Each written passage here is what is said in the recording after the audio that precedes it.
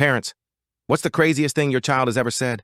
The other day, I was walking my 8-year-old daughter, Ellie, home from school. We passed the same elderly man we see almost every day sitting quietly on his porch. As usual, we waved, and he gave us his polite little nod. Then Ellie tugged on my sleeve and said softly, "I think that man is invisible." I stopped and asked what she meant with that. She shrugged and looked thoughtful. "No one ever talks to him. People just walk by like he's not there. I think they forget to see him." That struck me deeply. We had passed him countless times without really noticing, but Ellie, just a kid, had seen something important. She sensed his loneliness and how invisible he must feel. The next afternoon, Ellie and I baked cookies together. She carefully decorated each one with sprinkles and smiled as we wrapped them up. When we brought them to his porch, he looked genuinely surprised. I introduced us properly, and he invited us to sit. We ended up talking for almost half an hour.